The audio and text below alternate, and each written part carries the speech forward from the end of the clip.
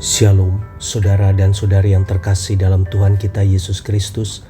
Marilah kita luangkan waktu beberapa menit untuk berkencan dengan Tuhan saat ini, agar dari hari ke hari kita semakin dekat dengan Tuhan, sehingga hidup kita semakin diberkati dan menjadi berkat.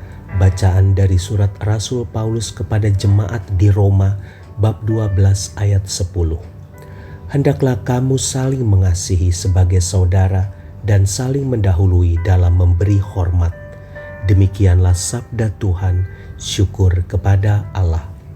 Saudara dan saudari yang terkasih dalam Tuhan kita Yesus Kristus, dari semua tanaman di Palestina, badam adalah pohon yang pertama kali berbunga pada akhir musim dingin atau di awal musim semi. Mungkin itulah sebabnya namanya dalam bahasa Ibrani disebut shekit, yang berarti mempercepat. Biji badam atau almond mengandung minyak yang sangat bermanfaat bagi kesehatan. Berbunga lebih awal dari pohon-pohon yang lain, itulah salah satu hal penting yang kita ketahui tentang pohon badam. Ini mengingatkan kita sebagai pengikut Yesus untuk selalu berlomba-lomba dan saling mendahului di dalam berbuat baik.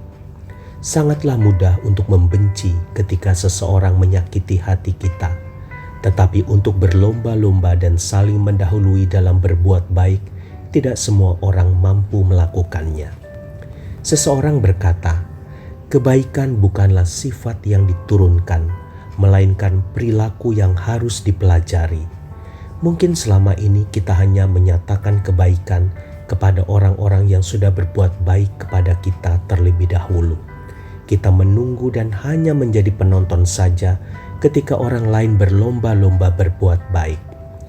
Kini saatnya kita belajar menjadi orang yang pertama di dalam berbuat baik, supaya di mana ada kebencian, kita datang membawa damai. Di mana ada kesedihan, kita datang membawa penghiburan. Tuhan Yesus memberkati. Marilah kita berdoa dalam nama Bapa dan Putra dan Roh Kudus. Amin. Tuhan Yesus, jadikanlah aku pembawa damai. Bila terjadi kebencian, jadikanlah aku pembawa cinta kasih. Bila terjadi penghinaan, jadikanlah aku pembawa pengampunan. Bila terjadi perselisihan, jadikanlah aku pembawa kerukunan. Bila terjadi kebimbangan, jadikanlah aku pembawa kepastian. Bila terjadi kesesatan, jadikanlah aku pembawa kebenaran. Bila terjadi kecemasan, jadikanlah aku pembawa harapan. Bila terjadi kesedihan, jadikanlah aku sumber kegembiraan. Bila terjadi kegelapan, jadikanlah aku pembawa terang. Tuhan, semoga aku lebih ingin menghibur daripada dihibur, memahami daripada dipahami, mencintai daripada dicintai. Sebab dengan memberi aku menerima, dengan mengampuni aku diampuni. Dengan mati suci aku bangkit lagi untuk hidup selama-lamanya. Amin. Dalam nama Bapa dan Putra dan Roh Kudus. Amin.